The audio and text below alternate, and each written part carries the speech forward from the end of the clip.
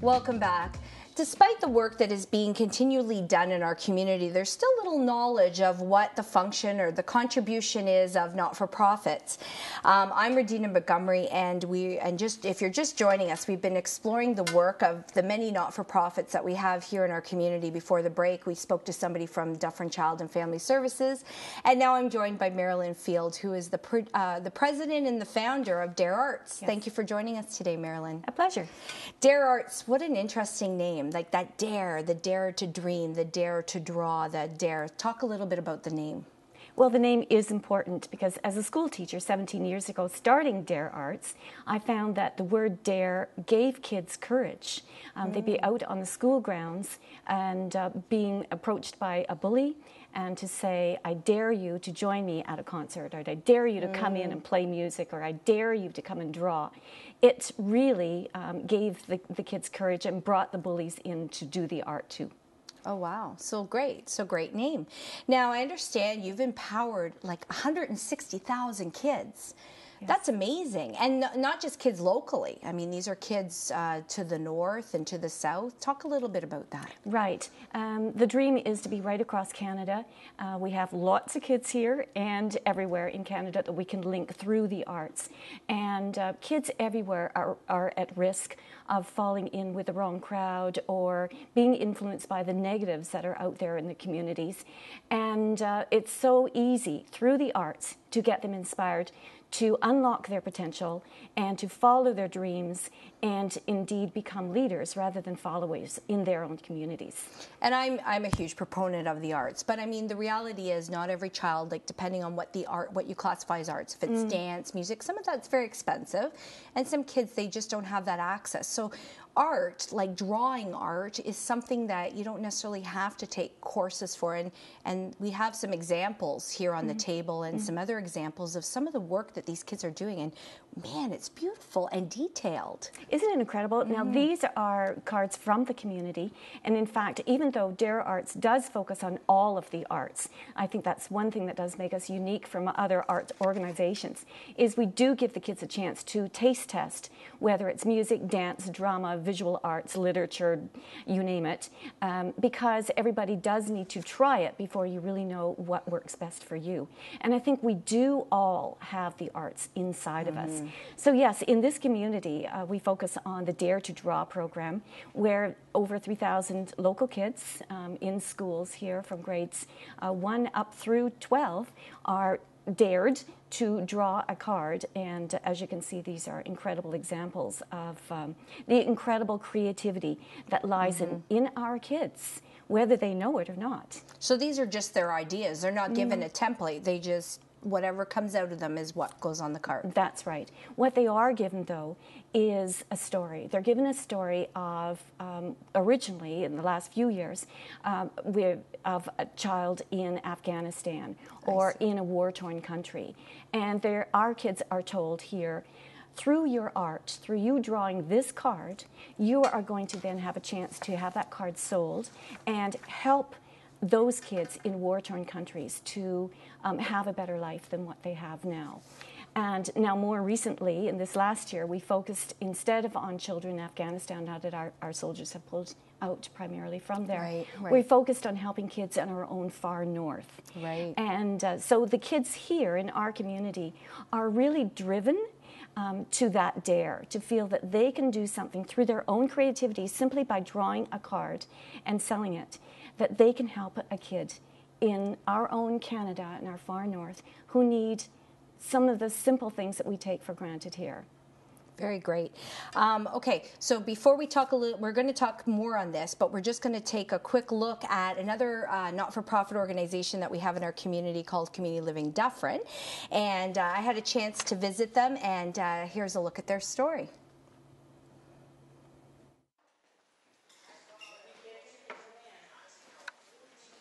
Community Living Dufferin supports people with developmental disabilities.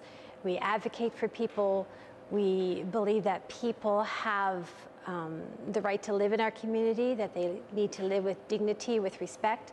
They need to be valued. So we believe in living in neighborhoods, going to school, going to work, enjoying recreational and leisure activities, all within our community.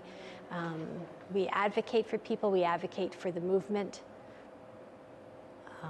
We offer hard programs and services such as Employment Plus, which is our external employment program, Options, which is our recreational and leisure programs, QPAC. We provide packaging assembly services. We can do up to 20,000 pieces in a month. We can do 20,000 pieces in a year. Basically, QPAC stands for quality packaging. But the assembly part has been the piece that has given the employees the most growth and has shown their potential to themselves, the staff who support them, and the companies who come to us to do for the jobs.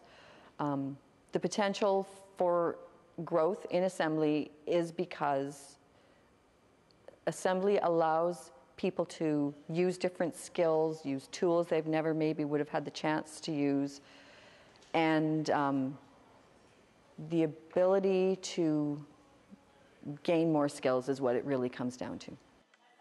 We have 13 group homes within Dufferin County, a supported independent living program, respite services for families who need a little bit of a break from their loved one, or maybe the loved one needs a little bit of break from them, whichever. In addition to the Options Recreational Leisure program, we have two drama programs that happen in the evening, and we've partnered with Theatre Orangeville, and those programs are called Creative Partners on Stage. I'm sure you've heard about it. We have a choir, Joyful Voices, that it's a fully integrated choir, and they meet on Wednesday nights.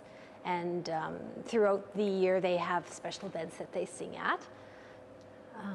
And our Click Connect Photography Club, which people that we support go out and take pictures in our community for the most part. And we have them for sale. Well, actually, they're all around our main office, and they are for sale. And we also have showings, most often at the Alton Mill, a couple of times a year, where people can go and purchase. Community Living Dufferin is part of a larger movement, Community Living Ontario, and then the Canadian Association for Community Living. So we're quite a large organization. Canadian Association for Community Living and Community Living Ontario do a lot of advocacy. They're the ones responsible for children going to school. Instead of having their own separate class or not going to school at all, now they get to go to school. So they champion a lot of causes. Right now, the biggest issue right now, I think, is families not having support when their child finishes school. It used to be, there was a fair amount of money around where, families could depend on agencies such as ours to have a program for their child. Well, that's not the case anymore. There's long waiting lists. Families are left at age 21 saying, what am I going to do with my son or daughter? What are they going to do? Do I have to quit my job and stay home with them? So they're looking for that next step for their son or daughter, and it's difficult right now. There just isn't any money. People will say, well, people are accepted in our community. There really isn't a problem. Well, there are still problems. We've had problems at the mall where someone was asked to leave the mall area. We've had problems with going to vote, and the person accepting the little cards wouldn't accept someone's because they had developmental disability. We've had issues with a membership at a gym. So someone with a disability couldn't join a gym. Like, that stuff still happens. And it's just not acceptable. But, we are making gains, absolutely. But it's just unfortunate that those things still go on. It's interesting, and it's interesting, another organization that incorporates art into what they do as well, and how therapeutic art can be, whether it's drawing, dancing. And I'm sure some of these kids, because when you walk into that classroom, you don't know those kids, so you don't know what they're dealing with. And I'm sure they take such great pride in looking at their finished work? Oh, they do. We've had so many stories come back to us, primarily from teachers who will report on, I think of a little boy in grade 4 who was sitting up at the front of the class, and you just knew that he was picked on by the other kids and wasn't doing well in school and that kind of thing. But by the end of his session making his card, he had such a big smile on his face, so proud of himself and the fact that he had done something, not just accomplished it, but the fact that it was now going to go on and help another child. What a wonderful story. Now, you talked about being a teacher. So is that how this came about? Did you see this in your classroom? Like, what inspired you to create this program? That's exactly it. I was teaching in an area of the city in Toronto where there were a lot of challenges for the kids in their own lives.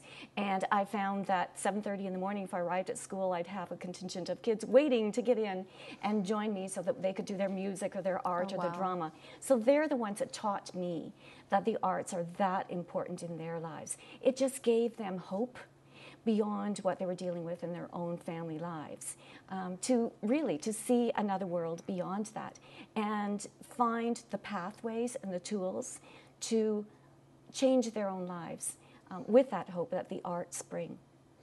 The vest you're wearing, I know there's a bit of a story with that. Tell us a little bit about that. Yes, well, as you know, the cards made by the children here and then sold help us to go into communities in the far north, Aboriginal communities. And they have challenges certainly up there just from being so isolated. And so one of the activities that we did last year was sewing. The children wanted to make a piece of fashion that then would be sold down here. So we made vests. Oh, wow. And this was made by Clarissa. Clarissa is 13 years old, or was last year when she made it. So boys, girls, didn't matter, they were all there. Primarily this exercise was with teenagers using the sewing machines and doing some work by hand as well. And you know, one of the things that they have challenges with are kids staying in school. I'm sorry. Here, all of them did. And we could talk forever, and we'll put up your website so people can find out more. I thank you so much for coming in and sharing this inspiring story. And we're going to take another short break here on the Chamber Matters, and when we return, we're going to look at a poster campaign that has people talking, so don't go away.